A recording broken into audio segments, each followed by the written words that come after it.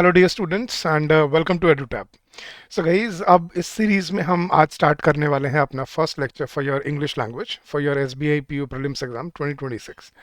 और आज जो हम टॉपिक स्टार्ट करने वाले हैं गाइज वो है अपना सब्जेक्ट वर्ब एग्रीमेंट। अब से हम इन लेक्चर्स में हर वीक आधा आधा टॉपिक करके और हम 2 वीक्स में एक टॉपिक को कवर करेंगे and we are going to solve practice questions with at the end of every chapter as well. तो आज जो हम कॉन्सेप्ट सीखने वाले हैं वो बहुत ही इंपॉर्टेंट है। और सबसे पहले हम ये चैप्टर क्यों कर रहे हैं, क्योंकि एग्जाम में बहुत फ्रीक्वेंटली इस टॉपिक से क्वेश्चन पूछे जाते हैं मतलब पास्ट में पूछे गए हैं और होपफुली शायद आगे तक भी पूछे जाएंगे, क्योंकि एक बड़ा ही क्रिटिकल सा एक टॉपिक है आपका सब्जेक्ट वर्ब एग्रीमेंट। तो चलिए गाइस, जल्दी से वीडियो को लाइक कर लीजिए और चैनल सब्सक्राइब कर लीजिए अगर आप यहाँ पहली बार हैं तो। और आज मैं आपको समझाऊंगा सब्जेक्ट वर्ब एग्रीमेंट के बेस कॉन्सेप्ट्स क्या हैं, ठीक है, from the very scratch, from very beginning. तो जल्दी से जुड़ जाइए गाइस। और अगर आप कोई कोर्स ढूंढ रहे हैं अपनी एग्जाम की प्रिपरेशन के लिए, जहां आप अपनी स्पीड से अपने तरीके से अपनी प्रिपरेशन कर पाएं, जहां पे आपको प्रैक्टिस मटेरियल मिले, प्रैक्टिस क्वेश्चंस मिले, मॉक टेस्ट मिले, सेक्शनल टेस्ट मिले हर सब्जेक्ट के, और आपको अपनी प्रिपरेशन के लिए हर गाइडेंस मिले जो आपको अपने एग्जाम में सक्सेसफुल होने के लिए ज़रूरी है। वैसे तो हमारे कोर्सेज का लिंक इस वीडियो के डिस्क्रिप्शन में भी दिया हुआ है, बट मैं बड़ा सिंपल तरीका बताता हूँ। इस आपने बस क्या करना है, आपने अपने ब्राउज़र पे जाना है और ब्राउज़र पे जाके आपको बस टाइप करना है edutap.in। आप जैसे ही edutap.in सर्च करेंगे आप सीधा हमारे लैंडिंग पेज पे आ जाएंगे और नीचे स्क्रॉल करेंगे तो आपको दिखेंगे हमारे सारे यहाँ कोर्सेज। ये रहा बीच में हमारे बैंकिंग कोर्सेज, इस पर क्लिक कीजिए और नीचे आइए और ये रहे हमारे कोर्सेज आपके लिए। गाइज, ये है हमारा regulatory body plus banking exam, जिसमें आपको आरबीआई की भी तैयारी कराई जाती है और बैंकिंग एग्जाम्स की भी तैयारी कराई जाती है। इसमें आपको सभी सब्जेक्ट्स के लिए finance, management, economic and social issues, current affairs, general awareness, quants, reasoning, English, तो हर कंपोनेंट आपको सभी के लिए कॉन्सेप्ट क्लासेस मिलती हैं, कॉन्सेप्ट नोट्स मिलते हैं, चैप्टर वाइज टेस्ट मिलते हैं, फुल लेंथ टेस्ट मिलते हैं, जीडी और इंटरव्यू की प्रिपरेशन मिलती है और वीकली मेंटर टॉक मिलता है। गाइस, इस कोर्स पे अभी हम फ्लैट 74% डिस्काउंट ऑफर कर रहे हैं। द कूपन कोड इज फेब74। और अगर आप सिर्फ बैंकिंग एग्जाम को टारगेट करना चाहते हैं, जैसे SBI PO, SBI clerk, IBPS PO, IBPS clerk और आरआरबी पीओ, आरआरबी क्लर्क, तो ये एग्जाम के लिए ये कोर्स आपके लिए वैलिड है, सिर्फ बैंकिंग एग्जाम के लिए। इसमें रेगुलेटरी बॉडी एग्जाम्स नहीं है इंक्लूडेड है। तो इनमें आपको बैंकिंग एग्जाम्स के सभी पीओ और क्लर्क लेवल के लिए concept classes, chapter wise test, full length test और सॉल्व पीवाईक्यूज मिलते हैं। और इस कोर्स की वैलिडिटी का इस 1 साल है पूरे तो मतलब आप अगले साल फरवरी तक इसको यूज कर पाओगे। And we are offering again flat 74% discount on this course. The coupon code is फेब74। So come join us, streamline your preparation and make your journey constructive and fruitful for yourself। चलिए guys, तो start करते हैं guys अपना first lecture subject verb agreement. अब subject verb agreement होता क्या है, लेट्स अंडरस्टैंड दैट। गाइस देखो, जब भी अगर आपने इंग्लिश लैंग्वेज को फॉलो किया है तो इंग्लिश लैंग्वेज में एक बेसिक स्ट्रक्चर होता है सेंटेंस का, जो हिंदी में भी होता था। याद है गाइस आपको बचपन में, कर्ता ने कर्म को करण से संप्रदान के लिए अपादान के हरे, पता नहीं ऐसे वो पूरी लंबी वो होती थी सीक्वेंस। तो इंग्लिश में भी ऐसे ही एक सीक्वेंस होता है गाइस, और वो सीक्वेंस क्या है, सबसे पहले सेंटेंस में कौन आता है, सब्जेक्ट आता है, फिर उसके बाद क्या आती है सेंटेंस में, वर्ब आती है, और उसके बाद फिर आपका प्रेडिकेट या जिसको हम ऑब्जेक्ट बोलते हैं सेंटेंस में, वो यूज होता है। तो एक ये बेसिक स्ट्रक्चर है आपके किसी भी नॉर्मल सेंटेंस का इंग्लिश लैंग्वेज में। और इसके पहले जो दो कंपोनेंट्स हैं, सब्जेक्ट और वर्ब, इन्हीं दोनों के बीच का एक एग्रीमेंट है जो हमें फॉलो करना पड़ता है। ये बहुत बार स्टूडेंट्स गलती करते होते हैं अपनी डे टू डे लाइफ में। तो इसके आज हम कुछ कॉन्सेप्ट सीखेंगे, बिल्कुल बेसिक कॉन्सेप्ट्स, और फिर समझेंगे कि हमें कैसे इसको अप्रोच करना है अपने एग्जाम में। तो चलिए गाइस, शुरू करते हैं। सबसे पहले मैं आपको समझाता हूँ सब्जेक्ट क्या होता है, वर्ब क्या होती है और ऑब्जेक्ट क्या होता है सेंटेंस में। तो लेट्स बिगिन। तो एक सेंटेंस का स्ट्रक्चर क्या होता है, जैसे मैंने आपको अभी ऊपर बताया, सेंटेंस के 3 पार्ट्स होते हैं, सब्जेक्ट, वर्ब और ऑब्जेक्ट। अब जब मैं यूजुअली बच्चों से पूछता हूँ ना गाइस कि सब्जेक्ट कौन होता है तो स्टूडेंट्स मुझे क्या जवाब देते हैं पता है, सर सब्जेक्ट होता है काम करने वाला, कर्ता, कर्ता जिसको हम बोलते हैं डूअर ऑफ द एक्शन, जो काम कर रहा है। अब ये डेफिनेशन होती है गाइस जो आपको कंफ्यूज कर देती है। क्यों? क्योंकि गाइस देखना, अगर आपकी ये डेफिनेशन है कि जो काम करता है वो सब्जेक्ट होता है, तो इसका मतलब तो हर सेंटेंस में काम होना जरूरी है, इसका मतलब, क्योंकि हर सेंटेंस में सब्जेक्ट होता है। तो अगर मैं बोलता हूँ India is a great country, इसमें कौन काम कर रहा है? या मैं बोलता हूँ Rohit is a smart boy, इसमें कौन काम कर रहा है? कोई कोई काम नहीं हो रहा है इसमें। तो फिर सब्जेक्ट कौन है फिर इसमें? एग्जैक्टली, अब आपको समझ आ रहा है, जो आपको बचपन से रटाया गया है ना, उसको क्वेश्चन करना सीखो, उसको एक्सप्लोर करो कि वो ठीक भी है या नहीं है, वो उसकी डेफिनेशन फिट बैठती भी है या नहीं है। तो सब्जेक्ट जिसको वो बोलते हैं ना, कर्ता, अब वो कर्ता हमारे दिमाग में क्या पिक्चर बना दी जाती है बचपन से, कि कर्ता मतलब काम करने वाला। लेकिन सब्जेक्ट एक्चुअली सिर्फ काम करने वाला नहीं होता। सब्जेक्ट होता है सेंटेंस का कर्ता धर्ता। कर्ता धर्ता का मतलब क्या है गाइस? मतलब जो सेंटेंस का ऑनर है, सेंटेंस का, बेसिकली सेंटेंस जिसके लिए बनाया गया है, सेंटेंस जिसके लिए ओरिजिनेट हुआ है, जिसके लिए वो सेंटेंस लिखा गया है या बोला गया है, वो उस सेंटेंस का सब्जेक्ट होता है। तो कर्ता धर्ता को बोलते हैं सब्जेक्ट। ठीक है, अब जैसे मैंने बोला Rohan is a smart boy, इसमें कोई काम नहीं हो रहा, लेकिन सब्जेक्ट कौन है? रोहन, क्योंकि सेंटेंस किसके लिए बना है? रोहन के लिए। अगर वो कोई काम कर रहा होता है, जैसे मैं अगर मैं ये बोलता Rohan is working in a multinational company, अब इसमें काम कर रहा है रोहन, इसलिए सब्जेक्ट नहीं है वो। सब्जेक्ट इसलिए है क्योंकि सेंटेंस रोहन के लिए बना हुआ है। तो अब समझिएगा आज के बाद कि subject is not the doer of the action, subject is basically the owner of the sentence. ठीक है, इसमें चाहे सेंटेंस में कोई काम हो, चाहे सेंटेंस में कोई काम ना हो। मैंने बोला India is a great country, इसमें सब्जेक्ट कौन है? इंडिया, क्योंकि सेंटेंस किसके लिए बना है? इंडिया के लिए। लेकिन सेंटेंस कोई काम नहीं हो रहा इंडिया से, मतलब कोई काम नहीं कर रहा है, इसमें एक्शन नहीं हो रहा। लेकिन अगर मैं ये बोलूँ India is developing really fast, इसमें एक्शन हो रहा है, तो भी सब्जेक्ट कौन है? इंडिया ही है। इसलिए नहीं क्योंकि एक्शन हो रहा है, क्योंकि इसलिए कि सेंटेंस का ऑनर कौन है? इंडिया। तो सब्जेक्ट होता है सेंटेंस का ऑनर। तो सबसे पहले सेंटेंस में किसको रखा जाता है? सब्जेक्ट को। फिर उसके बाद आती है उसकी वर्ब। अब वर्ब गाइज आपको पता है दो तरह की होती हैं। एक होती है हमारी हेल्पिंग वर्ब, जो होती है हमारी is, am, are, was, were, has, have, had, will और शैल और डू और डज। तो ये जो आपके 8-10 वर्ड्स हैं, is, am, are, was, were, has, have, had, will, shall और अपना डू और डज, इनको हम बोलते हैं हेल्पिंग वर्ब्स। और फिर आती है अपनी एक्शन वर्ब। ठीक है, जैसे रोहित इज प्लेइंग, तो इज हो गया हेल्पिंग वर्ब और प्लेइंग हो गया एक्शन वर्ब। मैं यहाँ पे शॉर्ट में लिख रहा हूँ तो एक्सप्लेन करने के लिए। तो अब सवाल क्या उठता है इसके, क्या हर सेंटेंस में आपको दोनों वर्ब मिलेंगी? दोनों मिलेंगी, हेल्पिंग वर्ब भी और एक्शन वर्ब भी? नहीं गाइस, ये कंपलसरी नहीं होता। देखना, हो सकता है सेंटेंस में आपको दोनों में से कोई एक ही वर्ब मिले, या दोनों भी मिल सकते, दोनों तो होती हैं। जैसे मैंने बोला Rohit is a smart boy, इसमें कोई एक्शन वर्ब नहीं है लेकिन हेल्पिंग वर्ब है।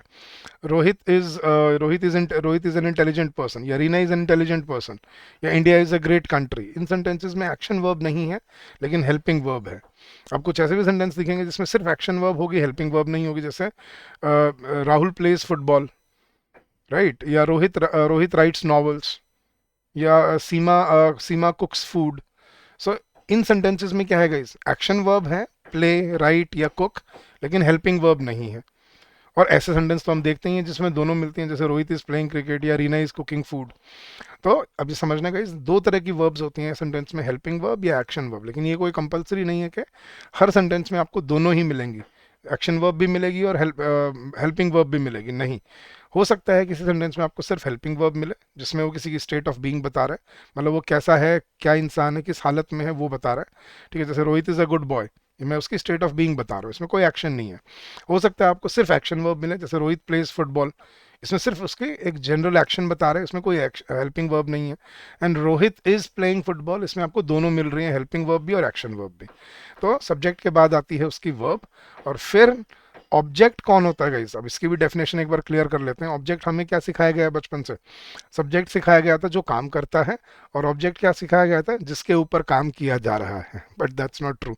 ऑब्जेक्ट कौन होता है guys? Object is basically an additional information, जिसको हम एडजंक्ट बोलते हैं। ठीक है, इंग्लिश लैंग्वेज में एडजंक्ट बोलते हैं या एडिशनल इन्फॉर्मेशन बोलते हैं, जो बेसिकली सेंटेंस में जोड़ा जाता है सेंटेंस को इलेबोरेट करने के लिए, एक्स्ट्रा इन्फॉर्मेशन देने के लिए। देखना, अगर मैं बोलता हूँ guys Rohit is sleeping, Rohit subject हो गया, इज हेल्पिंग वर्ब होगी और स्लीपिंग एक्शन वर्ब होगी। अब क्वेश्चन ये है, क्या ये सेंटेंस गलत है? रोहित इज स्लीपिंग, इसमें कोई ऑब्जेक्ट नहीं है, लेकिन क्या ये सेंटेंस इनकम्प्लीट है, गलत है? नहीं, रोहित इज स्लीपिंग, बात खत्म। रीना इज प्लेइंग, बात खत्म। बॉयज आर शाउटिंग, बात खत्म। लेकिन अगर मुझे एक्स्ट्रा इन्फॉर्मेशन जोड़नी है सेंटेंस में, तब मैं क्या ऐड करता हूं सेंटेंस में? ऑब्जेक्ट। जैसे Rohit is sleeping in his room, Reena is playing in the park, boys are shouting in the room.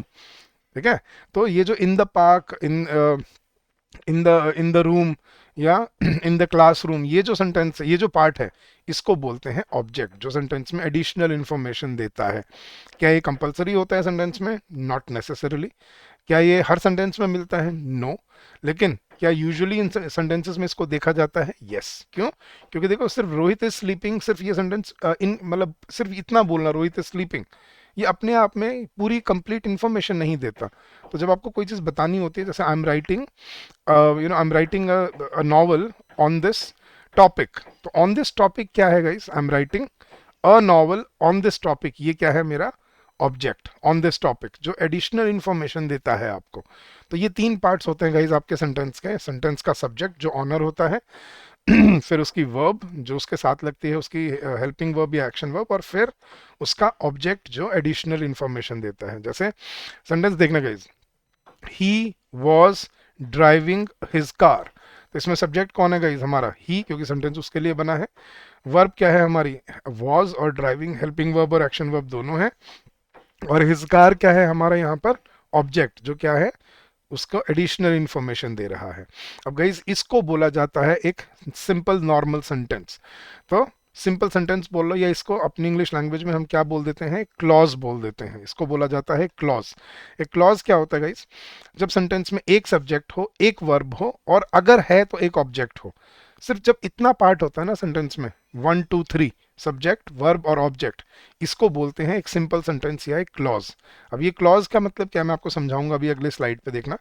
A sentence must have a complete idea that stands alone. Sentence की definition क्या होती है guys? Sentence is basically combination of words which when put together convey some logical information to the reader or to the listener, and the sentence can stand alone, मतलब अकेला अपने आप में वो कंप्लीट इंफॉर्मेशन देता हो, उसको बोला जाता है सेंटेंस। और अगर सिंपल एक सब्जेक्ट है, एक वर्ब है और एक ऑब्जेक्ट है, इसको हम क्या बोलते हैं इंग्लिश लैंग्वेज में? क्लॉज। अब एक क्लॉज क्यों? क्योंकि अब सेंटेंसेस जो हम आजकल डेली लाइफ में देखते हैं वो मल्टीपल क्लॉजेस वाले होते हैं। जैसे Rohit was driving his car when he saw an accident, तो Rohit was driving his car, ये एक क्लॉज हो गया। When he saw an accident, अब जब एक नया क्लॉज बना, नया सेंटेंस बना एक तरह से, व्हेन के बाद व्हेन ही दोबारा एक सब्जेक्ट आ गया, सॉ सॉ दोबारा एक वर्ब आ गई, एन एक्सीडेंट दोबारा एक ऑब्जेक्ट आ गया, तो ये क्या बन गया? Clause number 2। तो जब एक क्लॉज होता है उसको बोला जाता है सिंपल सेंटेंस। लेकिन जब मल्टीपल क्लॉजेस जुड़ जाते हैं ना गाइज, जब एक क्लॉज के बाद एक और क्लॉज जुड़ जाता है, ठीक है, या दो से ज्यादा क्लॉजेस जुड़ जाते हैं एक सेंटेंस में, वो बन जाता है आपका कंपाउंड सेंटेंस। तो सिंपल सेंटेंस और कंपाउंड सेंटेंस का यही डिफरेंस है। सिंपल सेंटेंसेस क्या होते हैं? जिसमें आपको सिर्फ एक सब्जेक्ट मिले, एक वर्ब मिले और एक ऑब्जेक्ट मिले। लेकिन जब एक से ज्यादा क्लॉजेस अगर मिल जाते हैं, फर्स्ट क्लॉज और सेकंड क्लॉज, ये बनते हैं आपके कंपाउंड सेंटेंसेस। ये मैं आपको एक्सप्लेन करता हूं, देखना गाइस। सिंपल सेंटेंस क्या होते हैं? When there is only one subject, one predicate and one one finite verb. जब एक सब्जेक्ट हो, एक वर्ब हो और एक ऑब्जेक्ट हो, प्रेडिकेट जिसको बोलते हैं, in a simple sentence it contains only one independent clause. इसमें सिर्फ एक इंडिपेंडेंट क्लॉज होता है। जैसे देखना guys, she sings, she subject है, सिंग्स उसकी वर्ब है। ठीक है, ये क्या हो गया हमारा? एक simple clause. The dog ran after the ball, subject कौन है? डॉग। वर्ब क्या है हमारी? Action, ran. After the ball क्या है हमारा? ऑब्जेक्ट। ये है एक simple clause. Blue and red, subject, are verb, और हर फेवरेट कलर्स, ऑब्जेक्ट। तो जब आपको सिर्फ एक सब्जेक्ट, एक वर्ब और एक ऑब्जेक्ट मिलता है ना, इसको बोला जाता है सिंपल सेंटेंस। लेकिन जब मल्टीपल क्लॉजेस जोड़ के हम सेंटेंस बनाते हैं, उसको बोलते हैं कंपाउंड सेंटेंसेस। देखना guys, when there are two or more independent or main clauses in a sentence, that is called a compound sentence। ठीक है, इनके बीच में आपको कॉमा मिलेगा, सेमी कॉलन, कॉलन या कोई कंजंक्शन मिलेगा इनको जोड़ने के लिए। देखना गाइस, देखना आपको सेंटेंस दिखाता हूँ। It rained heavily through out the day, कि सारा दिन, दिन भर बारिश होती रही। कॉन्सिक्वेंटली, अब ये देखो, ये कंजंक्शन आ गया बीच में जोड़ने वाला। Consequently the city was flooded, इसी वजह से अब ये नया क्लॉज स्टार्ट हो गया है। सब्जेक्ट क्या आ गया हमारा? सिटी। वॉज फ्लडेड क्या आ गई हमारी? वर्ब। तो इसको बोलते हैं कंपाउंड सेंटेंस। देखना, the thief ran to escape but the police caught him. पहले सेंटेंस में सब्जेक्ट कौन है? थीफ। वर्ब क्या है? रैन। ठीक है, और ऑब्जेक्ट क्या है इसका हमारा? To escape. फिर आगे कंजंक्शन, तो यहां तक हो गया, एस्केप तक हो गया हमारा क्लॉज नंबर 1। फिर clause number 2, but second clause का सब्जेक्ट कौन कौन हुआ? Police. But the police, subject, verb क्या थी, कॉट, और ऑब्जेक्ट क्या है, हिम। तो जब ऐसे जो मल्टीपल क्लॉजेस मिल जाते हैं ना गाइस, ये बनते हैं आपके कंपाउंड सेंटेंसेस। ठीक है, अब और देखो, क्या सिर्फ दो ही हो सकते हैं सर? नहीं, तीन भी हो सकते हैं। देखना, द विंटर सेट इन, मतलब सर्दियां आ चुकी थी। इट वॉज कोल्ड, ठंड हो चुकी थी।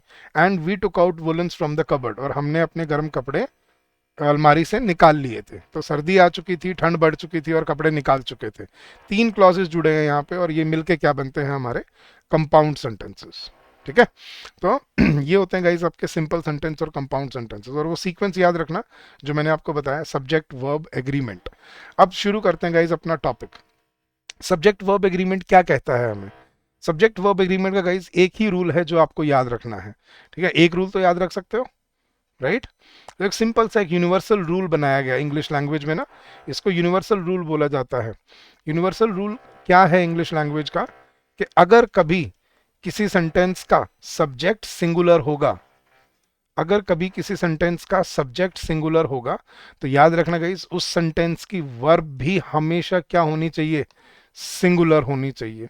मतलब अगर सब्जेक्ट जो है, ऑनर जो है सेंटेंस का, वो अगर एक वचन है, सिंगुलर है, तो उस सेंटेंस की वर्ब भी क्या रहेगी? हमेशा सिंगुलर रहेगी।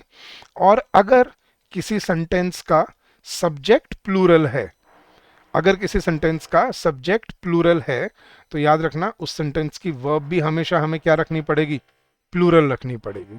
तो ये आई थिंक हम बचपन से फॉलो करते आ भी रहे हैं, और आई थिंक हमें इसका आइडिया भी है, कि हम ये बचपन से सीखे भी हुए हैं ये चीज़, कि जैसे बॉयज़ के साथ हम क्या लगाते हैं? इज या आर?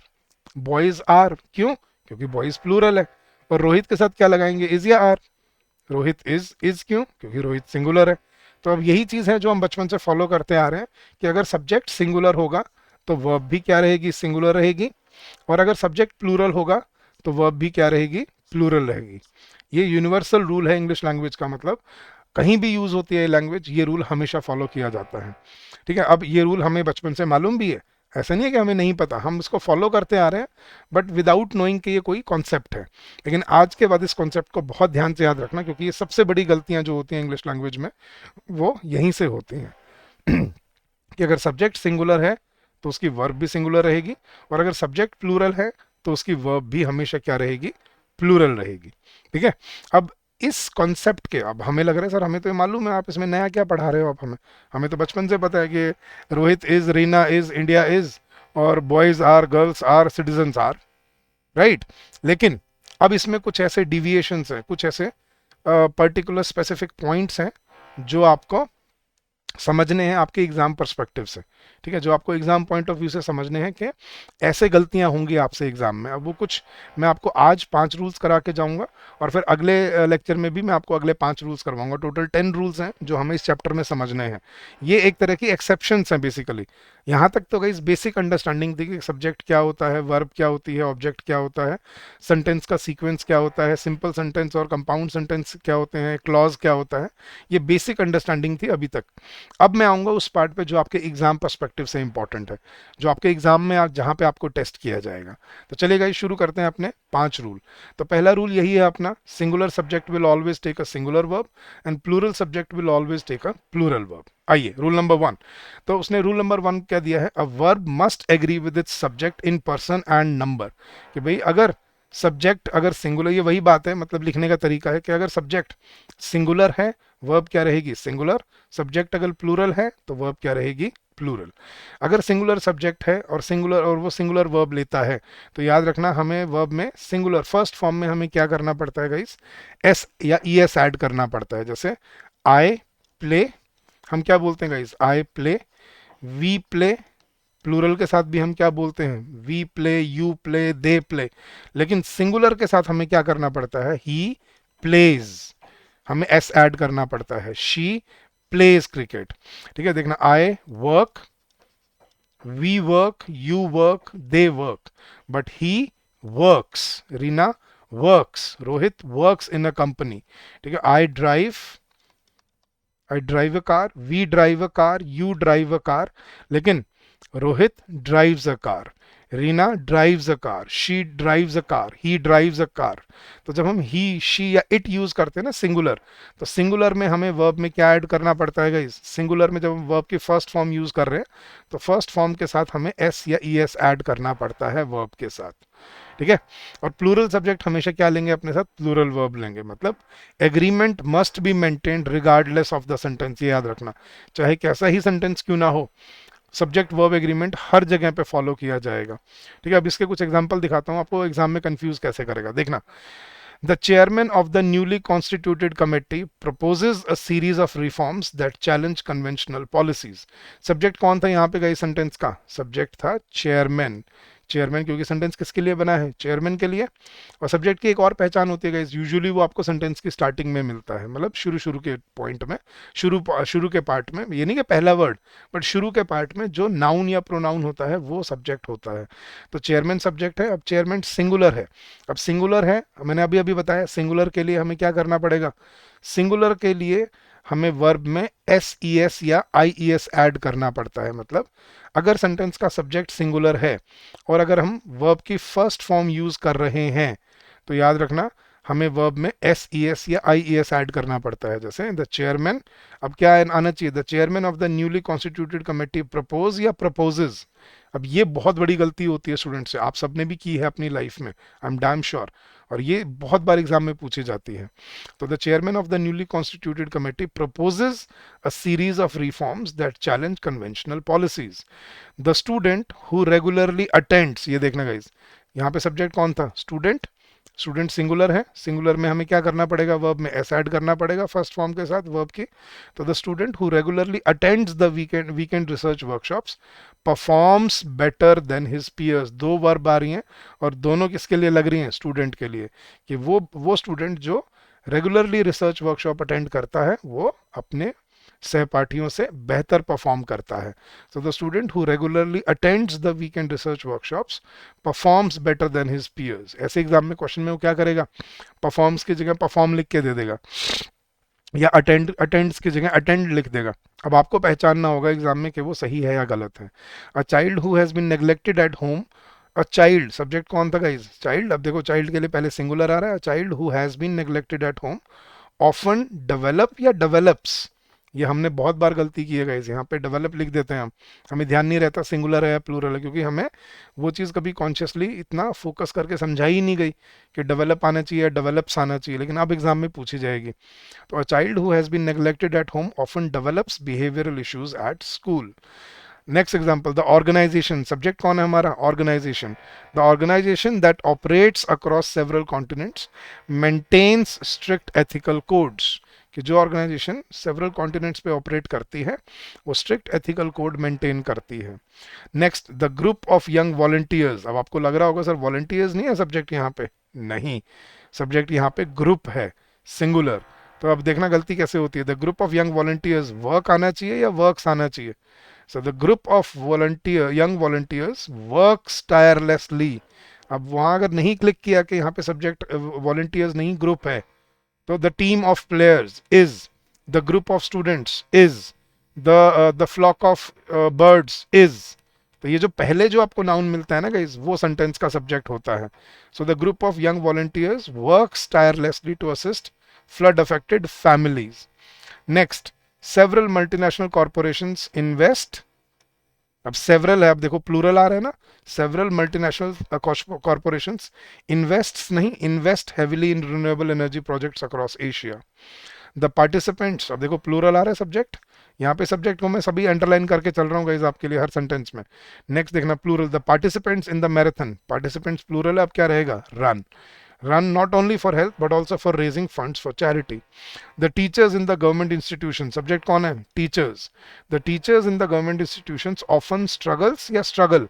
अब प्लूरल में हमें क्या करना है? प्लूरल के साथ हम सिर्फ वर्ब की फर्स्ट फॉर्म यूज करते हैं, आई के साथ भी वर्ब की फर्स्ट फॉर्म यूज करते हैं, लेकिन सिंगुलर में हमें क्या ध्यान रखना है? सिंगुलर में हमें वर्ब में एस या ई एस या आई ई एस ऐड करना पड़ता है जब सिंगुलर नाउन यूज होता है, और ये बहुत बड़ी गलती होती है एग्जाम में। तो कभी भी याद रखना गाइस, इस रूल में क्या पॉइंट था कि अगर सिंगुलर सब्जेक्ट है और वर्ब की फर्स्ट फॉर्म यूज हो रही है प्रेजेंट इंडेफिनिट टेंस में जो हम यूज करते हैं, तो हमें सिंगुलर नाउन या प्रोनाउंस के साथ वर्ब में एस ई एस या आई ई एस ऐड करना पड़ता है वर्ब को सिंगुलर बनाने के लिए। सुनना ध्यान से, वर्ब को सिंगुलर बनाया जाता है एस ई एस ऐड करके। तो boys play but Rohit plays, ठीक है। गर्ल्स डांस लेकिन रीना डांसेस। तो ये अगर आपको आज तक डिफ्रेंशिएशन नहीं पता था, आज अगर आपने सीख लिया तो it would be really helpful for you. तो ये था आपका पहला रूल। दूसरे रूल पे चलते हैं गाइस। लेकिन दूसरे रूल पे चलने से पहले मैं आपसे कुछ सवाल पूछना चाहूंगा गाइस। हाँ जी। अब सिंपल सा एक क्वेश्चन है, मुझे बताना है इसका आंसर क्या होना चाहिए गाइस। इंडिया के साथ क्या लगना चाहिए? इंडिया इज या इंडिया आर? आप बोलोगे सर इंडिया इज क्योंकि सिंगुलर है। अच्छा मैं आपसे बोलता हूँ रशिया के साथ क्या लगना चाहिए गाइस? रशिया इज या रशिया आर? आप बोलोगे सर रशिया भी सिंगुलर है, उसके साथ भी इजी आएगा, राइट। लेकिन अब मेरा क्वेश्चन ये था, अगर मैं आपको ये बोलूं इंडिया एंड रशिया, अब बताओ क्या आएगा? India and Russia is good friends या India and Russia are good friends? अब बताओ क्या आना चाहिए? अब आप बोलोगे सर अब तो आर आएगा। क्यों आर क्यों आएगा? बोलो सर अब ये दो हो गए ना, एक इंडिया हो गया और एक रशिया हो गया, दो हो गए। अब दो एंटिटीज अगर प्लूरल दो होगी तो फिर दो के लिए तो आर ही आना चाहिए। बिल्कुल ठीक है आपकी बात कि अगर दो नाउन है प्लूरल है बन गए हैं तो उनके साथ वर्ब भी प्लूरल रहेगी। लेकिन जो आपने आज तक नहीं सोचा आज तक, अगर मैं आपको ये दे दूं India as well as Russia, अगर मैंने आपको दो नाम दे दिया अभी भी वही जैसे अब ऊपर कर रहे थे हम, अब बताओ यहां पर क्या आना चाहिए? India as well as Russia is good friends या आर गुड फ्रेंड्स? अब देखो लॉजिक वही है, अब इंडिया यहां पर भी दो नाउन है इंडिया और रशिया, और दोनों की बात हो रही है, तो फिर आप बताओ इज आना चाहिए या आर आना चाहिए? अब बहुत स्टूडेंट्स के दिमाग में आएगा सर हाँ आर आना चाहिए क्योंकि दो नाउन है, बट सरप्राइजिंगली याद रखना गाइस यहाँ पे आर नहीं, यहाँ पे क्या आएगा? Is. India as well as Russia is good friends with China, मतलब कुछ भी बोल लो आप, एग्जांपल दे रहा हूँ। तो सर यहाँ पे इज क्यों आया? यहाँ पे आर क्यों नहीं आया? यहाँ पे भी तो दो नाउन थे। आपको बड़ी आज पते की बात बताता हूँ, ये कॉन्सेप्ट याद रखना गाइस। पूरी इंग्लिश लैंग्वेज में, ठीक है, अब देखो हमने देखना था टेक्निकली बिल्कुल। हमने क्या देखा था? सेंटेंस में एक सब्जेक्ट होता है, राइट, जो स्टार्टिंग में आता है। लेकिन अब आपको बड़ी ही पिक्यूलियर बड़ी ही स्पेशल बात बताता हूँ, उसको जिंदगी भर के लिए याद रखना।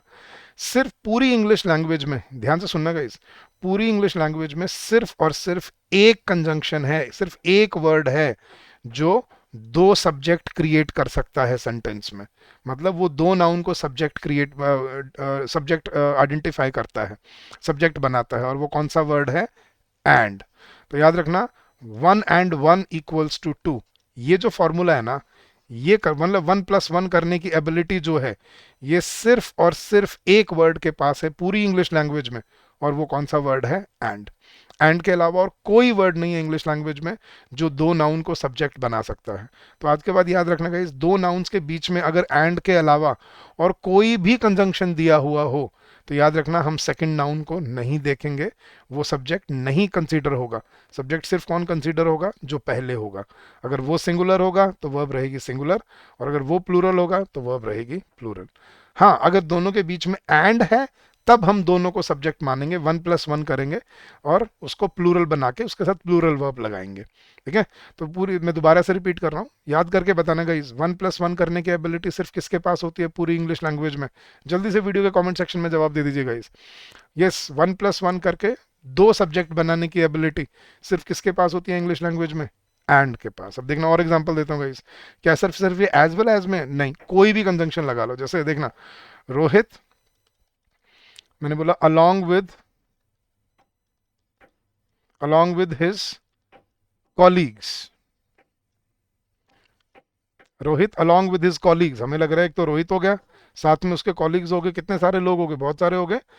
इज गोइंग या are going on a picnic या are going on a trip, on a business trip? Yes guys, क्या आना चाहिए?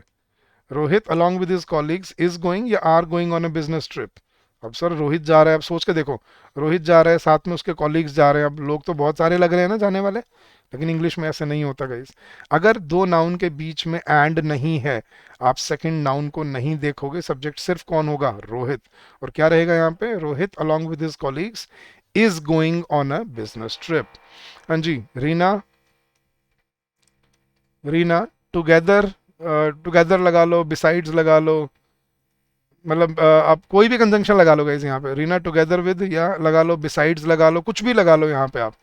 रीना टुगेदर विद या Reena besides her family members, Reena अपने फैमिली मेंबर्स के साथ, रीना टुगेदर विद या Reena besides her family members has gone या have gone for a vacation. Yes guys, ये छुट्टी पे गए हैं। रीना अपने परिवार के साथ छुट्टी पे गए हैं या गई है। रीना अपने, अब हिंदी में भी समझना गाइस इसको, रीना और उसके परिवार वाले छुट्टी पे गए हैं, लेकिन रीना अपने परिवार के साथ छुट्टी पे गए हैं या गई है। रीना अपने परिवार के साथ छुट्टी पर गई है। तो सब्जेक्ट यहाँ पे उसके फैमिली मेंबर्स नहीं कहलाएंगे, सब्जेक्ट सिर्फ कौन होगा, रीना। तो क्या आएगा, Reena together with her family members या Reena besides her family members has gone for a vacation. तो आज बड़ी नई चीज सीखने को मिली, अरे सर ये तो हमें पता ही नहीं था।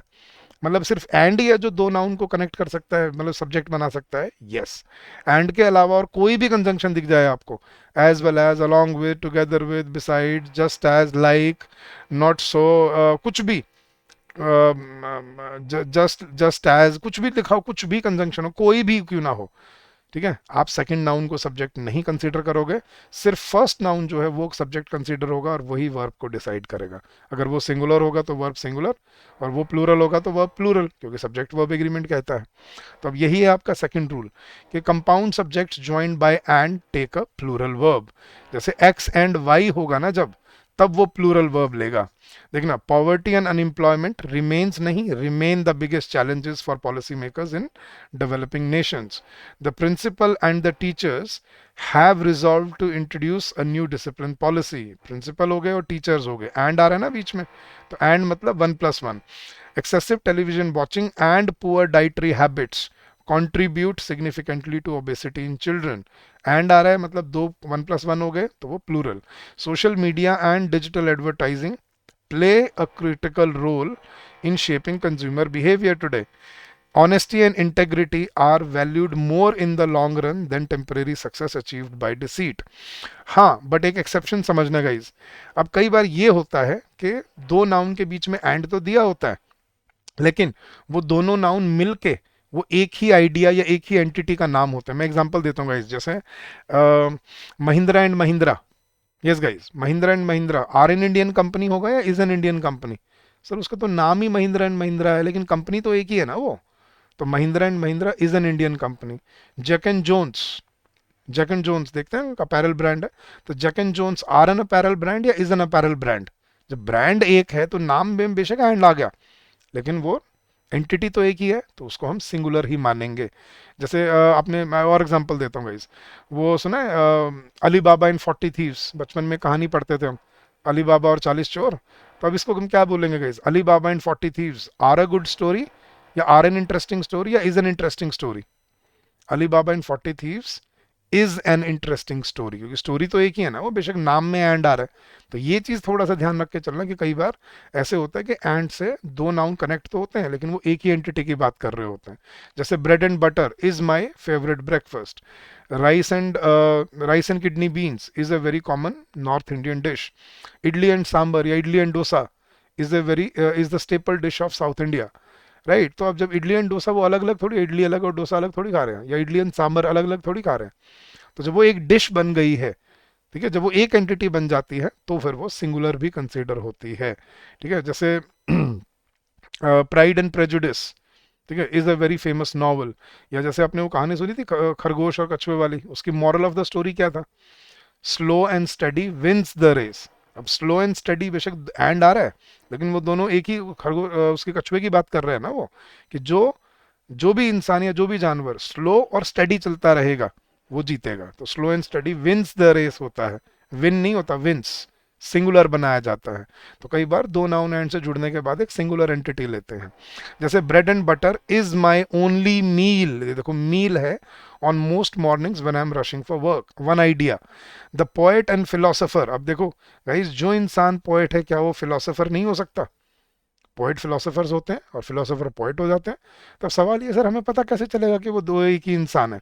अब ये ध्यान रखना गाइस, अगर पहले नाउन से पहले आर्टिकल लगा हो और दूसरे नाउन से पहले, आर्टिकल्स पता है ना, ए एंड द, तीन वर्ड होते हैं आर्टिकल्स, ए, एन और द।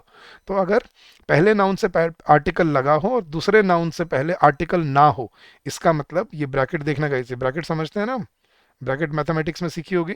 इसका मतलब ये होता है कि ये दोनों एक ही इंसान है और दोनों के लिए एक जगह पर आर्टिकल एक बार यूज हुआ है। तो उससे हमें समझ आएगा कि ये एक सिंगुलर एंटिटी है, एक ही इंसान की बात हो रही है। तो the poet and philosopher is remembered for his writings on nationalism. लेकिन सर अगर दोनों के सामने आर्टिकल हो जाए तो फिर वो अलग अलग हो जाएंगे और फिर वो प्लूरल वर्ब लेंगे। जैसे ऊपर एग्जांपल देखना, ये sentence number 2, the principal and the teachers, ये देखो दो अलग अलग दिखाने के लिए दोनों में अलग अलग द लगाना पड़ा, हमें अलग अलग आर्टिकल लगाने पड़े। लेकिन अगर एक ही होता, जैसे अगर ये होता the vice principal and history teacher, the vice principal पहले के सामने आर्टिकल होता, एंड हिस्ट्री टीचर, स्कूल में होते नहीं थे जो अपने वाइस प्रिंसिपल होते थे, वो कोई सब्जेक्ट भी पढ़ाते थे, तो वो वाइस प्रिंसिपल भी हैं और वो एक टीचर भी हैं, लेकिन इंसान एक ही है। So the vice principal and history teacher is on leave today. तो ये ध्यान रखना, कई बार ऐसे भी होता है कि दो नाउन्स में आपको पहले के सामने आर्टिकल है, दूसरे के सामने आर्टिकल नहीं है, इसका मतलब वो एक ही इंसान की बात हो रही है। और देखना guys, the increasing demand for resources, ये देखो द आ गया, the increasing demand for resources and the lack of effective governance pose threats to sustainability. तो अगर दो अलग अलग एंटिटीज होंगी एंड के साथ तो वो प्लूरल रहेंगी, लेकिन अगर एंड के साथ एक ही आइडिया या एक ही एंटिटी आ जाएगी तो फिर वो सिंगुलर भी बन जाती है। ठीक है, ये तो था एंड का रूल। जो मैंने पीछे आपको कॉन्सेप्ट समझाया ना अभी, वो मैंने आपको ये दोनों समझा दिए थे कि एंड 1+1 करने की एबिलिटी रखता है, लेकिन एंड के अलावा कोई कंजंक्शन होगा तो याद रखना आप 1+1 नहीं करोगे, यही आपका नेक्स्ट रूल है। ये देखो, अगर दो नाउन्स के बीच में आपको विद मिल जाए, टुगेदर विद मिल जाए, एज वेल एज मिल जाए, इंक्लूडिंग मिल जाए, बिसाइड्स मिल जाए, अलोंग विद मिल जाए, या जस्ट एज मिल जाए, along with, together with, just as, कुछ भी मिल जाए, मतलब यार एनीथिंग, ठीक है, जस्ट लाइक या जस्ट एज, कुछ भी लगा लो, कोई भी आपको दो नाउन के बीच में कंजंक्शन दिख जाए एक्सेप्ट एंड, याद रखना सेकंड नाउन को सब्जेक्ट कंसिडर नहीं किया जाएगा। So ignore the phrase in the middle and verb agrees with only the main subject, जो पहला सब्जेक्ट है। एग्जांपल देखना guys, the finance minister along with his delegation, हम डेलीगेशन को सब्जेक्ट मानेंगे यहाँ पे नहीं, क्योंकि बीच में क्या है, एंड नहीं है, राइट। तो डेलीगेशन सब्जेक्ट नहीं है, सब्जेक्ट सिर्फ कौन है, फाइनेंस मिनिस्टर। तो फाइनेंस मिनिस्टर सिंगुलर है, तो वर्ब क्या रहेगी, the finance minister along with his delegation is scheduled to meet international investors tomorrow. Next, the prime minister together with senior cabinet members, अब सुन के क्या लग रहा है, कितने सारे वो हैं, कितने सारे आपके कितने सारे लोग लग रहे हैं यहाँ पे। एक तो कैबिनेट मेंबर्स हो गए, साथ में प्राइम मिनिस्टर हो गया, बहुत सारे लोग नहीं हो गए। तो मन में तो आ रहा है ना प्लूरल वर्ब लगा दें, लेकिन याद रखना ये बड़ा टेक्निकल चीज होती है। अगर दो नाउन्स के बीच में सब्जेक्ट मतलब दो नाउन्स के बीच में एंड नहीं है तो आप सेकंड को सब्जेक्ट नहीं मानोगे, सिर्फ फर्स्ट नाउन सब्जेक्ट होगा, प्राइम मिनिस्टर। तो क्या रहेगा, the prime minister together with senior cabinet members has outlined the new climate policy. ठीक है, तो ये आपको याद रख के चलना है। The student as well as his project partners was commended या were commended for the innovation, was commended. बेशक प्रोजेक्ट पार्टनर्स हैं साथ में, लेकिन अगर बीच में 1+1 नहीं है तो आप वर्ब के लिए सेकंड नाउन को नहीं देखोगे, आप सिर्फ किसको देखोगे, फर्स्ट नाउन को। वो सिंगुलर है तो वर्ब रहेगी सिंगुलर, और अगर वो प्लूरल होगा तो वर्ब हो जाएगी प्लूरल। और एग्जांपल देखना guys, the athlete accompanied by his coach and trainers, sir यहाँ पे एंड आ गया देखो, लेकिन कोच एंड ट्रेनर्स के बीच में एंड है, एथलीट के बीच में तो अकम्पनीड बाय है, इनके साथ कनेक्ट नहीं हुआ है, तो हम इन दोनों को ही नहीं देखेंगे। ठीक है, so the athlete accompanied by his coach and trainers is expected to arrive shortly. ये देख लीजिए, अगर आपको ये चीजें नहीं पता होती पहले से, अगर ये कॉन्सेप्ट नहीं बताया होता तो क्या आप ये गलती ढूंढ पाते, सच बताना गाइस, जल्दी से कमेंट सेक्शन में बता दो, क्या आप ये गलती ढूंढ पाते कि सर यहाँ पे इज आना चाहिए या आर आना चाहिए। ऐसे एग्जाम की तैयारी की जाती है कॉन्सेप्ट्स के साथ। नेक्स्ट देखना guys example, the proposal in addition to earlier recommendations, recommendations को सब्जेक्ट मानेंगे नहीं, क्योंकि बीच में एंड नहीं है, सब्जेक्ट सिर्फ कौन है, proposal, was approved unanimously by the board. The president no less than his advisors, कुछ भी दिया हो, no less than कुछ भी, ठीक है, हम सेकंड नाउन को कंसिडर नहीं करेंगे। The president no less than his advisors acknowledges the urgent need for reforms, ये s जो वर्ब में लगाते हैं ना, ये याद रखना सिंगुलर में हमें वर्ब में s ऐड करना पड़ता है। The old palace with its adjoining gardens, क्या हम गार्डन्स को सब्जेक्ट मानेंगे नहीं। तो the old palace along with its adjoining gardens stands as a reminder of the city's rich history.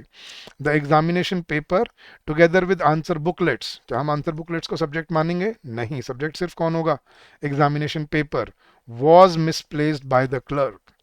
तो अगर दो नाउन्स के बीच में एंड है तभी वो 1+1 करने की एबिलिटी रखते हैं और प्लूरल वर्ब लेने की क्षमता रखते हैं। लेकिन अगर दो नाउन्स के बीच में एंड नहीं है तो याद रखना सेकंड नाउन को कभी सब्जेक्ट नहीं कंसीडर किया जाएगा, सिर्फ फर्स्ट नाउन को देखा जाएगा। अगर फर्स्ट नाउन सिंगुलर होगा वर्ब रहेगी सिंगुलर, और फर्स्ट नाउन अगर प्लूरल होगा तो वर्ब रहेगी प्लूरल। समझ आए कॉन्सेप्ट गाइस? मजा आ रहा है सीखने में? तो ऐसे जब सीखोगे ना कोर्स से और पढ़ोगे रेगुलर रेगुलर डेली बेसिस पे, तब आपके कॉन्सेप्ट क्लियर होंगे और ग्रामर में आपकी आपका कमांड स्ट्रांग होगा, आपकी कमांड बढ़ेगी, ग्रामर में आपकी अंडरस्टैंडिंग बढ़ेगी। ठीक है, चले गाइस नेक्स्ट रूल पे चलते हैं। गाइस मैं आपको कुछ वर्ड दे रहा हूं, देखना एक बार। ईच, एवरीवन, एवरीवन एवरीबडी लगा लो, each everyone everybody everything, someone, somebody, something,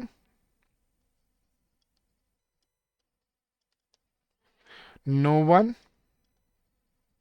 nobody या nothing, anyone, anybody या anything,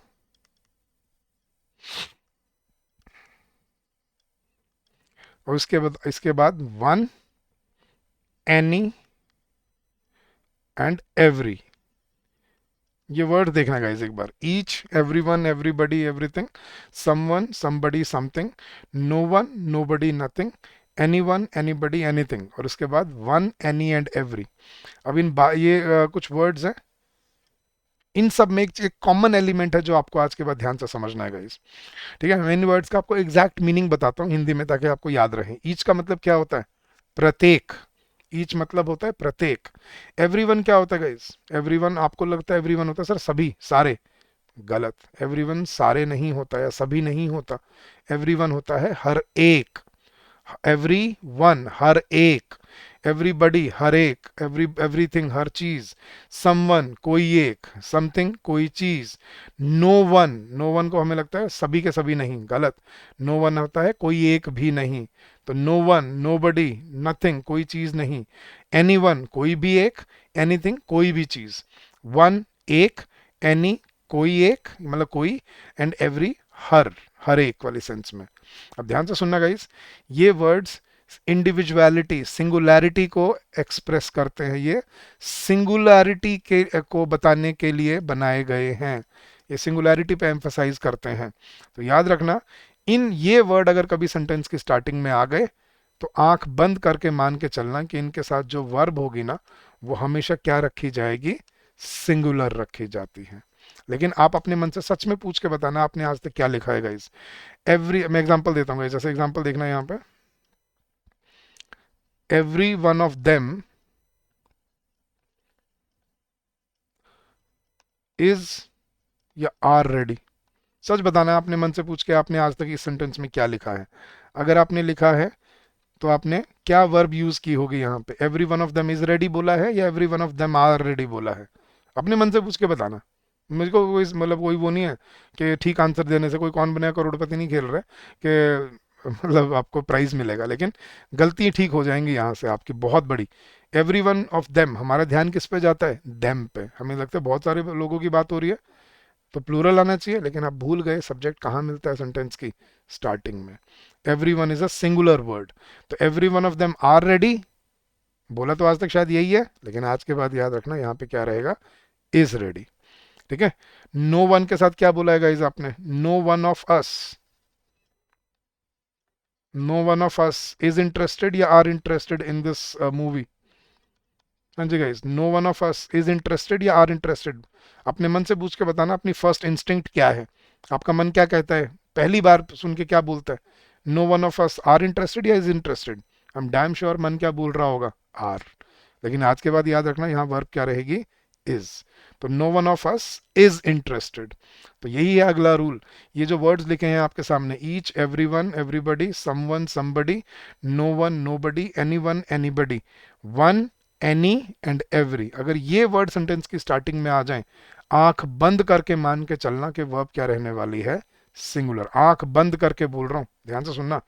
अगर ये वर्ड याद कर लो, each, everyone, everybody, someone, somebody, no one, nobody, anyone, anybody, one, any and every, अगर ये वर्ड सेंटेंस की स्टार्टिंग में आ गए, आंख बंद करके मान के चलना, आगे चाहे कुछ भी दिया हो, कुछ भी दिया हो, आंख बंद करके मान के चलना वर्ब क्या रहने वाली है, सिंगुलर। और इस पर बहुत एग्जाम में क्वेश्चन बनते हैं आपके। ठीक है, देखना गाइस, एग्जांपल दिखाता हूँ। कुछ वर्ड्स, अब यही रूल है आपका, each, everyone, everybody, someone, somebody, no one, nobody, इसने कुछ कम वर्ड्स लिखे हुए हैं, मैंने सारे लिख दिए हैं आपके लिए पीछे, तो नोट कर लेना उनको अच्छे से। These pronouns refer to individuals one by one, so the verb is singular even if they seem plural in meaning, कि मीनिंग में बेशक प्लूरल लगें, लेकिन वर्ब क्या रहेगी, हमेशा सिंगुलर। एग्जाम्पल देखना guys, each of the candidates, candidates उनके मन में नहीं आ रहा, आर आना चाहिए, but each of the candidates is expected to submit his application before the deadline. Everybody in the auditorium were या was, everybody in the auditorium was waiting eagerly for the PM's address. Everything in the newly built library appear या appears, appears क्योंकि verb में s लगाना पड़ता है verb को singular बनाने के लिए, शुरू में बताया था मैंने आज ही अभी। तो everything in the newly built library appears to be well organised and systematic. Neither of the proposal, ये मैं आपको अभी करवाऊंगा आगे आइदर नीदर वाला, बट फिर भी देख लो। Neither of the proposals has been found practical by the expert committee. Has been, have been नहीं। अब बेशक आपको प्रपोजल्स देख के मन कर रहा होगा कि हैव लगा दो, लेकिन नीदर मतलब दोनों में से कोई एक भी प्रपोजल प्रैक्टिकल नहीं पाया गया। Nobody from the opposition was willing to accept the government's claim. Someone in the crowd is constantly shouting slogans. One of the main reasons for the crisis are नहीं is poor governance. One मतलब एक, तो one of the main reasons of the crisis is poor governance. तो ये जो words लिखे ना हमने, each, everyone, everybody, someone, somebody, no one, nobody, anyone, anybody, one, any and every, इनके साथ आंख बंद करके मान के चलना कि वर्ब क्या रहने वाली है, सिंगुलर। अब आप सोच रहे होगे सर हम कैसे याद रखेंगे इतने सारे वर्ड्स को, प्रैक्टिस से। जब तक प्रैक्टिस नहीं करोगे, सिर्फ ये रूल याद रखने से कुछ नहीं होता एग्जाम में, एग्जाम में क्लिक नहीं करेंगे, प्रैक्टिस करनी पड़ेगी, गलतियां करनी पड़ेंगी, उसी से सीखोगे आप। ठीक है, तो इनको याद रखना है अच्छे से और इनको रिवाइज करना है ताकि आप इनको भूलो ना। तो ये 12 जो वर्ड्स हैं, each, everyone, everybody, someone, somebody, no one, nobody, anyone, anybody, one, any and every, ये वर्ड अगर सेंटेंस के स्टार्टिंग में आ जाए, आंख बंद करके मान के चलना वर्ब क्या रहने वाली है, सिंगुलर। क्लियर हो गया, और बड़े सही रूल आ गए, मिल रहे हैं आपको। चलिए आज के लास्ट रूल पे चलते हैं गाइस। मैं कुछ और वर्ड्स दे रहा हूं आपको, देखना, some, all, none, part, majority, reminder, percentage, fraction. अब परसेंटेज फ्रैक्शन से मेरा क्या मतलब है गाइस, ये जो अपने मैथमेटिक्स में हम बोलते हैं ना 10%, 20%, ये जो हम बोलते हैं, ये वाले परसेंटेज की बात कर रहा हूँ मैं। और फ्रैक्शन में जो हम मैथमेटिक्स में बोलते हैं ना 1/3 या अपना 2/3 वाला, इनकी मैथमेटिकल फिगर्स की बात कर रहा हूँ। तो percentage, fraction, most and rest. अभी 10 वर्ड देखना गाइस एक बार फिर से। ठीक है, अब पिछले रूल में हमने क्या किया था गाइस, ध्यान से सुनना। पिछले रूल में हमने क्या किया था, पिछले रूल में हमने देखा था कि अगर उनमें से कोई वर्ड सेंटेंस की स्टार्टिंग में आ जाता है तो वर्ब क्या रहती है, आंख बंद करके सिंगुलर। याद है, अभी पीछे पिछले रूल में हमने क्या वर्ड किए थे, ईच, एवरीवन, एवरीबडी, उसमें हमने क्या देखा कि बेशक आपको फीलिंग प्लूरल जैसी आ रही है, लेकिन वर्ब क्या रहेगी, हमेशा सिंगुलर। याद है, अब एक बार ये वर्ड पढ़ के देखना और पढ़ के मुझे बताओ इनके साथ वर्ब क्या रहनी चाहिए, सिंगुलर या plural. Some, all, none, part, majority, reminder, percentage, fraction, most, rest. Rest मतलब बाकी सब, रेस्ट ऑफ देम, बाकी जो बचे हुए हैं। हाँ जी गाइस, क्या लग रहा है वर्ब क्या होनी चाहिए, सिंगुलर या प्लूरल? आई एम श्योर मन में क्या आ रहा है, प्लूरल आ रहा है ना, वेरी वेल डन। गलत। ठीक है, ऐसा नहीं होता गाइज। ठीक है, ये सच नहीं है। आप जो परसेप्शन लेके चलते हो ना, उससे सही गलतियां होती हैं। मैं एग्जांपल देके बताता हूँ आपको रूल क्या है। देखा गाइज, वो थ्री इडियट्स मूवी देखी है सबने? थ्री इडियट्स वो मूवी आई थी, उसका एक बड़ा फेमस सा गाना है, सुना? All is well. हाँ जी, ऑल इज वेल।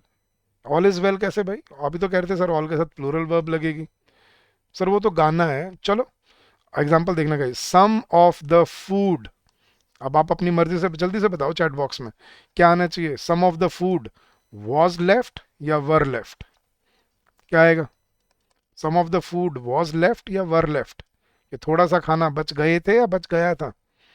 नहीं सर, हाँ वॉज आएगा। सर लेकिन हमें तो लग रहा था प्लूरल आता है इनके साथ हमेशा। Exactly exactly. ये ऐसे वर्ड्स हैं जिनको मैं पर्सनली, पता है क्या बोलता हूँ गाइस? नॉन डिसाइज, मतलब मैं पर्सनली इनको बोलता हूँ धोखेबाज वर्ड्स, क्योंकि ये दिखने में धोखा देते हैं, लेकिन ये एक्चुअली होते हैं guys non decisive words. Non decisive words का मतलब क्या है? ये खुद कभी डिसाइड नहीं कर सकते कि हम सिंगुलर हैं या प्लूरल हैं। तो इसलिए हमेशा इनके आगे चलो या इनका कॉन्टेक्स्ट देखो, ये किसके लिए लगे हैं। अब ये सम किसके लिए बोल रहा था हमने? फूड के लिए। जब फूड सिंगुलर है ना, तो सम अपने आप सिंगुलर होगा। तो हमें वर्ब क्या रखनी पड़ेगी? सिंगुलर। और अब देखना, majority ऑफ द वोटर्स, अगर आगे आने वाला नाउन प्लूरल हो जाए, majority of the voters is satisfied या आर सेटिस्फाइड। अब अगर आगे आने वाला जो नाउन है अगर वो प्लूरल हो जाए, तो फिर याद रखना फिर वर्ब भी क्या रहेगी? प्लूरल रहेगी। तो majority of the voters are satisfied, लेकिन some of the food was left, singular. तो गाइस आपको यही समझना है अब कि ये धोखेबाज वर्ड्स हैं, ये खुद कभी नहीं बताएंगे आपको कि हम सिंगुलर हैं या प्लूरल हैं। इनमें आगे वाला नाउन देखो, और आगे वाला नाउन अगर सिंगुलर है तो वर्ब रहेगी सिंगुलर, और आगे वाला नाउन अगर प्लूरल है तो वर्ब रहेगी प्लूरल। ठीक है? अब देखो, ऑल ऑल जैसे ऑल इज वेल कैसे था कि भाई जिंदगी में सब ठीक है, ऑल इज वेल। लेकिन अगर मैं आपसे उसी चीज में ये पूछूं कि घर पे सब कैसे हैं, मम्मी पापा भाई बहन दादा दादी चाचा चाची, घर पे फैमिली वाले सब कैसे हैं, अब आप क्या बोलोगे? Sir all the family members are well. तो ऑल इज वेल भी होता है, ऑल आर वेल भी होता है। Some of the food was left, लेकिन some of the boys were playing. अगर वहीं पे ये होता सम ऑफ द बॉयज, अब बॉयज के साथ क्या आ जाता? Were playing. तो ये सम खुद डिसाइड नहीं कर सकता कि मैं सिंगुलर हूं या प्लूरल की तरह यूज हो रहा हूं। ये आगे वाला नाउन डिसाइड करेगा। इन 10 वर्ड्स में होता है सिर्फ ये, और किसी में नहीं होता। सिर्फ ये इन 10 वर्ड्स की कहानी है। कौन से कौन से? Some, all, none, part, majority, reminder, percentage, fraction, most and rest. ये 10 वर्ड्स हैं, some, all, none, part, majority, reminder, percentage, fraction, most and rest. ठीक है, अब इनके एग्जाम्पल देखते हैं गाइस। तो रूल क्या कहता है? Words like some, all, none, most, part, percentage, fraction, rest, majority। तो some, all, none, part, majority, reminder, percentage, fraction, ये क्या होते हैं? They depend on the noun following them. ये आगे आने वाले नाउन पे डिपेंड करते हैं। If the following noun is countable plural noun, the verb will be plural. If the following noun is uncountable singular noun, the verb will be singular. Example देखना, some of the water in the tank is contaminated, क्योंकि आगे वाला noun क्या है? Water, कि कुछ पानी खराब हो गया है। लेकिन some of the students in the hostel are planning a protest. अब आर क्यों? क्योंकि अब सब्जेक्ट कौन है? स्टूडेंट्स है। All of the information, information singular होता है, all of the information in this report is accurate, क्योंकि इंफॉर्मेशन सिंगुलर है। लेकिन all of the employees in the company have received their bonuses, क्योंकि अब सब्जेक्ट कौन है? एम्प्लॉयज है। None of the money stolen, हाँ जी गाइज, हैव बीन या has been? None of the money stolen has been recovered by the police, क्योंकि subject कौन है? Money. And none of the books in the library is missing, are missing after the inspection। अब आप सोच रहे हो sir ये no one और नन अलग अलग वर्ड होते हैं क्या? यस, नो वन होता है जो मैंने पिछले रूल में करवाया था, कोई एक भी नहीं, और नन होता है कोई भी नहीं। अब नन, कोई भी नहीं, मतलब एक नॉन डिसाइसिव सेंस है कि आगे वाले नाउन पे डिपेंड करेगा कि वो सिंगुलर होगा या प्लूरल होगा। लेकिन नो वन हमेशा सिंगुलर होगा। तो no one is always singular, लेकिन none can be both singular and plural. So none of the money stolen has been recovered, lekin none of the books in the library are missing. A large percentage of the population is dependent on agriculture, lekin a large percentage of the voters are dissatisfied with the government. ठीक है, percentage जैसे 20% of the land is unoccupied, लेकिन 20% of the applicants have been shortlisted. Most of the countries are developing AI, लेकिन most of the planet is suffering from climate global warming and climate change. तो most of the planet is, लेकिन most of the countries are, rest of the students are, rest of the story is. तो ये non decisive words होते हैं, धोखेबाज, जो दिखने में आपको प्लूरल जैसे दिखते हैं, लेकिन ये एक्चुअली प्लूरल होते नहीं हैं। तो इनमें आपको क्या करना है, आगे वाला नाउन देख के अपनी वर्ब डिसाइड करनी है। क्लियर हो गया गाइस कॉन्सेप्ट आज के 5 शॉर्ट में और बड़े अच्छे से। तो ऐसे ही हम आपको इन लेक्चर्स में सिखाते रहेंगे, राइट। तो मैं एक बार फटाफट से आपको रिवाइज कराता हूँ गाइस शुरू से, रूल नंबर 1 से। मैंने आपको शुरू में क्या बताया, चलो बिल्कुल स्टार्ट से स्टार्ट करते हैं कि सेंटेंस का स्ट्रक्चर क्या होता है, subject, verb and then object. Subject काम करने वाला नहीं होता है, सब्जेक्ट ऑनर होता है जिसके लिए सेंटेंस बनाया जाता है। याद रखोगे आज के बाद ये चीज़। फिर हमने देखा एक क्लॉज क्या होता है और सिंपल और कंपाउंड सेंटेंसेस क्या होते हैं। सिंपल सेंटेंस में सिर्फ एक ही क्लॉज होता है, जबकि मल्टीपल क्लॉजेस जुड़ जाएं तो वो एक कंपाउंड सेंटेंस बन जाता है। फिर हमने देखा सब्जेक्ट वर्ब एग्रीमेंट का यूनिवर्सल रूल क्या है, कि अगर सब्जेक्ट सिंगुलर होगा, मतलब कर्ता धर्ता सिंगुलर होगा, तो वर्ब भी सिंगुलर रहेगी, और अगर कर्ता धर्ता प्लूरल होगा तो वर्ब भी क्या रहेगी, प्लूरल रहेगी। अब इसी के हमने फिर एक्सेप्शन देखना स्टार्ट किए। पहला देखा हमने कि सब्जेक्ट को देख के हमें वर्ब डिसाइड करनी होती है, और अगर सब्जेक्ट सिंगुलर है, फर्स्ट पर्सन मतलब सॉरी थर्ड पर्सन, जो कोई नाम है, रोहित, रीना, इंडिया, कोई सिंगुलर नाउन है, या ही शी इट कोई प्रोनाउन है, और अगर वो वर्ब की फर्स्ट फॉर्म लेते हैं तो हमें वर्ब में क्या ऐड करना पड़ता है, एस या ई एस ऐड करना पड़ता है। जैसे Rohit plays, Reena works, India develops. ठीक है, तो सिंगुलर के साथ हमें वर्ब में एस ई एस ऐड करना पड़ता है वर्ब को सिंगुलर बनाने के लिए। फिर मैंने आपको बताया 1+1 करने की एबिलिटी सिर्फ पूरी इंग्लिश लैंग्वेज में सिर्फ किसके पास होती है, एंड के पास। तो अगले 2 रूल मैंने इसी एक कॉन्सेप्ट से क्लियर कर दिया आपको, कि याद रखना अगर 1+1 होगा तो सिर्फ किसके किसके साथ होगा, एंड के साथ।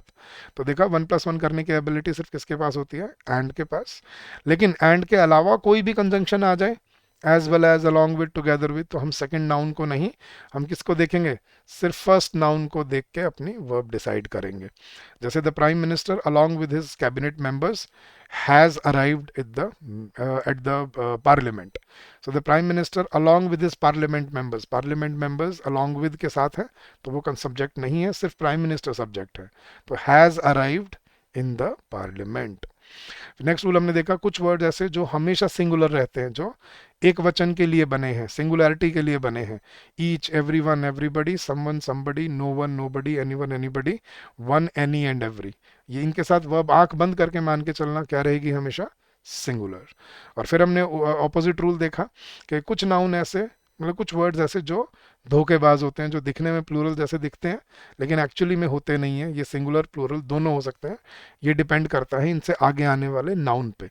तो अगर आगे आने वाला नाउन सिंगुलर होगा तो वर्ब सिंगुलर, और आगे आने वाला नाउन प्लूरल होगा तो वर्ब प्लूरल। कौन से वर्ड थे ये, some, all, none, part, majority, reminder, percentage, fraction, most, rest. ठीक है, तो ये पहले 5 कॉन्सेप्ट हमने सीखे हैं। इनको अब नेक्स्ट मैं इनके प्रैक्टिस क्वेश्चन आज नहीं दे रहा गाइस, नेक्स्ट लेक्चर में मैं इस टॉपिक को कंप्लीट करूंगा और फिर उसके बाद पूरे टॉपिक के आपको प्रैक्टिस क्वेश्चन दूंगा। ठीक है, चले गाइज। तो अगर अच्छा लगा आपको सेशन गाइज, तो जल्दी से लाइक बटन दबा दीजिए, और अगर आप अपना फीडबैक भी शेयर करना चाहते हैं हमारे साथ, you can drop your feedback on this email ID hello@edutap.co.in। That's our official email ID. तो आपसे हमें कभी भी कांटेक्ट करना है, आप इस ईमेल आईडी पे हमें ईमेल कर सकते हैं, and you can get in touch with us. तो गाइज आज के लिए इतना ही। I hope this has helped you in your preparation and in your journey ahead. But guys देखो, अब ये लेक्चर्स वीकली बेसिस पे आएंगे, पूरा हफ्ता वेट करना पड़ेगा आपको अगले लेक्चर के। लेकिन अगर आप अपनी स्पीड से पढ़ना चाहते हैं, बिल्कुल इसी कॉन्सेप्ट लेवल क्लैरिटी के साथ, तो हमारे कोर्स में ज्वाइन कीजिए। वहाँ पे आपको ऐसे ही लेक्चर्स मिलेंगे प्री रिकॉर्डेड, जो ऑलरेडी रिकॉर्ड करके लिए आपके लिए रखे गए हैं, और आप उनको अपनी स्पीड से देख सकते हो। आप कैसे ज्वाइन कर सकते हो हमारा कोर्स, वैसे तो लिंक वीडियो के डिस्क्रिप्शन में भी दिया हुआ है, लेकिन बड़ा सिंपल तरीका बताता हूँ गाइस। आपने बस क्या करना है, अपने ब्राउज़र पे जाइए, गूगल पे जाइए, और टाइप कीजिए एडुटैप, एडुटैप जो हमारा नाम है, और .in। और टाइप करके एंटर प्रेस कर दीजिए, आप हमारे लैंडिंग पेज पे आ जाएंगे। और यहाँ पे आपको दिखेंगे हमारे सारे कोर्सेज में बीच में है हमारे बैंकिंग कोर्सेज, इस पर क्लिक कीजिए, नीचे स्क्रॉल कीजिए, ये रहे आपके सारे के सारे बैंकिंग कोर्सेज। एक हमारा कोर्स है आपका regulatory body plus bank exam का कोर्स, इस पे भी आपको फ्लैट 74% डिस्काउंट मिल रहा है, अभी कूपन कोड है FEB74। इसमें आपको सारे ब्रोशर डाउनलोड कर लीजिए, यहाँ पे क्लिक करके आपको सारी डिटेल्स और डिलीवरेबल्स पता लग जाएंगे। और ये है हमारे स्पेशल बैंकिंग कोर्स, इसमें आपको SBI PO SBI clerk, IBPS PO IBPS clerk और RRB PO RRB क्लर्क के सभी सब्जेक्ट्स की quants, reasoning, general awareness, English, सभी के आपको कॉन्सेप्ट क्लासेस मिलेंगी प्री रिकॉर्डेड, जो पहले से ही रिकॉर्ड करके रखी गई हैं। हर चैप्टर के साथ टेस्ट मिलेंगे, प्रैक्टिस क्वेश्चन मिलेंगे, क्विजेज मिलेंगे, सेक्शनल टेस्ट मिलेंगे, फुल लेंथ टेस्ट मिलेंगे, सॉल्व PYQs मिलेंगे। और इस पे भी हम 74% डिस्काउंट अभी आपको ऑफर कर रहे हैं, the coupon code is FEB74। तो कम join us, streamline your preparation and make your journey constructive and fruitful for yourself. तो गाइस, अगर सेशन अच्छा लगा तो कमेंट सेक्शन में ज़रूर अपना फीडबैक बताइएगा, कहिएगा कि आपको कैसा लगा, आपको कॉन्सेप्ट सीख के मज़ा आया, कुछ सीख बेनिफिट लगा कि इतना आसान है तो इंग्लिश तो हो जाएगी। और गाइस, अगर आपका कोई डाउट है, कोई क्वेरी है regarding our courses, you can always call us on this number during the office hours, which is 8146207241, or you can also drop us an email at hello@edutap.co.in. That's our official email ID. So thank you so much once again, guys. I'll see you again next week with next lecture, second part of this lecture of this chapter. Till then, guys, keep on working hard, keep on giving your best, and I'm sure you will come out with flying colors. So having said that, I'll take your leave for today. Thank you so much once again, and happy learning to all of you. Thank you. Bye bye.